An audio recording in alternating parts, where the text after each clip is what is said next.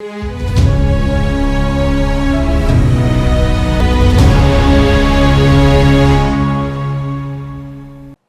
दोस्तों, राजनीति की बातें और चौधरी देवीलाल की कहानी में आपका स्वागत है। मैं हूं आपका दोस्त धर्मेंद्र कुमारी। दोस्तों, चौधरी देवीलाल की चौधरी छोटू राम से थोड़े थोड़े अंतराल में दो मुलाकातें हुई थी। पहली तो जो आप वीडियो में देख चुके हैं, डबवाड़ी के जलसे में युवा देवीलाल ने हवालात से उनके खिलाफ नारे लगाए थे और चौधरी छोटू राम मुस्कुराकर वहां से चले गए थे, ये सुना जबकि ये नारे देवीलाल लगा रहा है।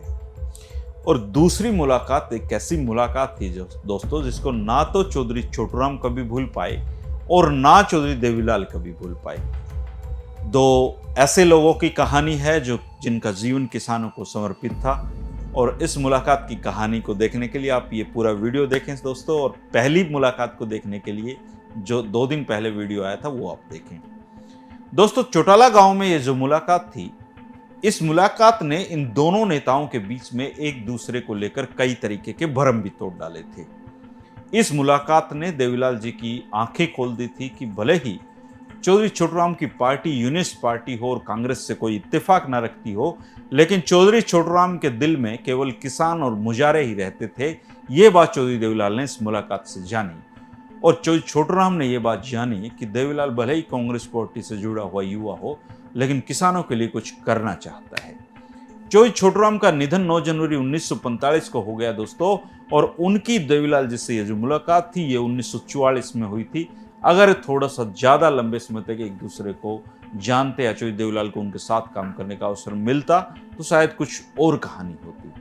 और 1944 में साल भर के कारावास के बाद जो देवीलाल मुल्तान जेल से सीधे अपने गांव चौटाला आए थे, और कुछ दिन तक अपनी और अपने दोस्तों और रिश्तेदारी की खोज खबर के बाद किसानों और मुजारों के लिए वो काम करने में जुट गए थे।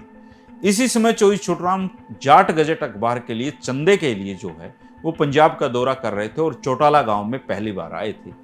युवा देवीलाल ने 5000 किसानों की गगनभेदी आवाज में बेदखलियां बंद करो नारों के साथ चौधरी छोटू राम का अपने गांव में स्वागत किया था। चौधरी छोटू राम को जब यह बताया गया कि किसानों और मुजारों के साथ देवीलाल आया है, तो उन्होंने जमींदारा लीग के तत्कालीन जो सेक्रेटरी थे चौधरी सूरजमल और धर्म सिंह के हाथों ये संदेशा भेजा कि देवीलाल चौधरी छोटू राम से आकर मिले।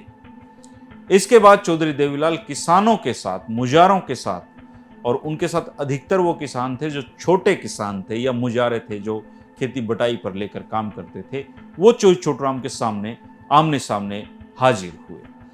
चौधरी छोटू राम और जो चौधरी देवीलाल थे वो एक दूसरे को देख रहे थे। एक युवा थे और एक के पास विशाल अनुभव था, तो दोनों की जब नजरें मिली तो चौधरी छोटू राम ने चौधरी देवीलाल को अपने साथ बैठने को कहा। और ये एक ऐसा सम्मान था दोस्तों जो देवीलाल के लिए बहुत बड़ी बात थी, लेकिन वो जानते थे कि दीनबंधु के साथ बैठना क्या होता है। इसलिए उन्होंने हाथ जोड़ते हुए कहा कि आप दीनबंधु हैं, छोटे छोटे किसानों और मुजारों की मांग को अगर आप सुनेंगे, इनका समाधान करेंगे, तो मेरे लिए इतना काफी होगा। आपके पास बैठना बहुत बड़ी बात है। इसके बाद दीनबंधु ने दोबारा जलसा शुरू करने का आदेश दिया, और देवीलाल के कहने पर किसानों की ओर से रूपराम कड़वासरा वहां के एक व्यक्ति होते थे, उन्होंने अपना मांग पत्र पढ़ा था। और इसके बाद चौधरी छोटू राम बोलने के लिए खड़े हुए तो गगनभेदी नारों से फिर आसमान गूंजा। और चौधरी देवीलाल ने अपनी जेल डायरी में चौधरी छोटू राम के भाषण का हवाला देते हुए लिखा था कि वे जमींदारों को संबोधित करते हुए बोले थे कि मुझे मालूम है कि तुम किस प्रकार मुजारों और छोटे किसानों के खेतों को उजाड़ कर उन गरीबों से सूद दर ब्याज लेते हो, बीज के तौर पर अनाज का कर्ज देते हो और उनसे फिर सवाई वसूल करते हो। इसके अलावा खुद काश्त पर रात दिन बेगार लेते हो, और अगर वक्त के मुताबिक तुमने अपने आप को नहीं बदला तो याद रखना जमींदारों, तुम्हारे खिलाफ भी वही कानून के डंडे का इस्तेमाल किया जाएगा जो व्यापारियों की धांधली को खत्म करने के लिए मैंने इस्तेमाल किया है। ये जो बात है दोस्तों, ये इसलिए महत्वपूर्ण है क्योंकि अक्सर चौधरी छोटू राम को नहीं जानने वाले लोग उनके बारे में ये सोच लेते हैं, ये परसेप्शन बना लेते हैं कि वो तो केवल व्यापारियों के खिलाफ थे। जब जरूरत पड़ी तो चौधरी छोटूराम ने अपने जमींदार भाइयों के खिलाफ भी खड़े होने का साहस किया, उनके खिलाफ बोलने का साहस किया। तो सच्चाई यह है कि वो हर बुरी चीज को ललकारते थे और दीनबंधु के भाषण का फिर उस क्षेत्र में गजब का प्रभाव पड़ा और 28 जो बड़े जमींदार चौडाला गांव में रहते थे, वो जो छोटे किसानों और मुजारों का शोषण करने से वो बचने लगे।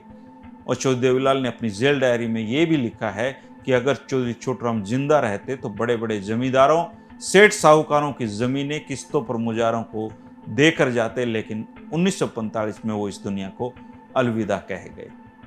चौधरी देवीलाल ने यह भी बताया आगे कि दीनबंधु ने मेरी आवाज को अपनी आवाज देकर मुजारों के दिल में मेरा नाम हमेशा के लिए लिख दिया था।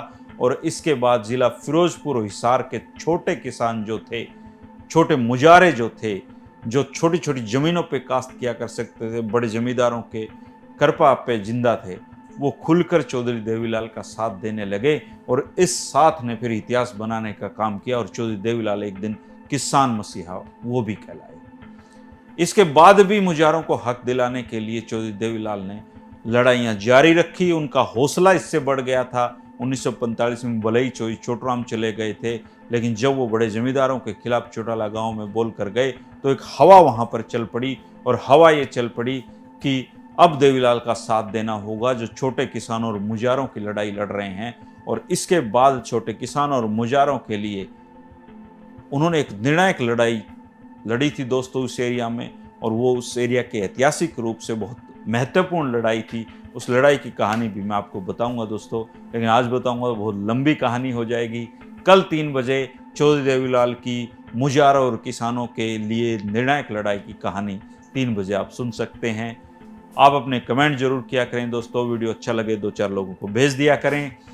हमने सबसे पहले जो कहानी है वो पंडित भगवत दयाल जी की सुनाई थी, फिर उसके बाद जो कहानी है राव वीरेंद्र सिंह जी की सुनाई थी, फिर हरियाणा के तीसरे मुख्यमंत्री बने थे चौधरी बंसीलाल जी, उनकी भी कहानी हम सुना चुके हैं।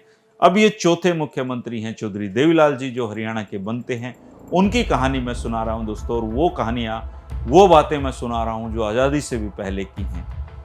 और इन बातों को वही लोग सुन सकते हैं जो राजनीति को सीखने और समझने की इच्छा रख रहे हैं।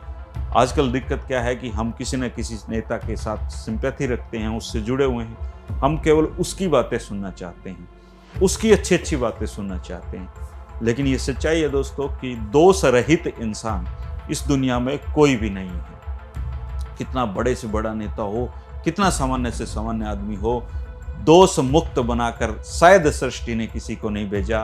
तो हमें कोशिश करनी चाहिए कि हम इंसान की अच्छी बातों को ग्रहण कर लें और उससे अपना जीवन बदल लें। जितने भी दुनिया में बड़े नेता हुए हैं दोस्तों, उन्होंने ऐसा ही किया है। उन्होंने दुनिया की अच्छी चीज़ों को वो अपनाते चले गए तो बुराइयां धीरे धीरे करके खुद कम होती चली गई। ऐसी चौधरी देवीलाल की कहानी है दोस्तों। राजनीति में स्थापित होने के लिए उन्होंने बहुत तिकड़म लड़ाए, बहुत संघर्ष किया। वो सारी कहानियां मैं आप तक लेकर आता रहूँगा। आप देखते रहिए, जुड़े रहिए, प्यार बनाए रखिए अपना। शुक्रिया दोस्तों, कल फिर मिलेंगे 3 बजे एक और नई कहानी के साथ।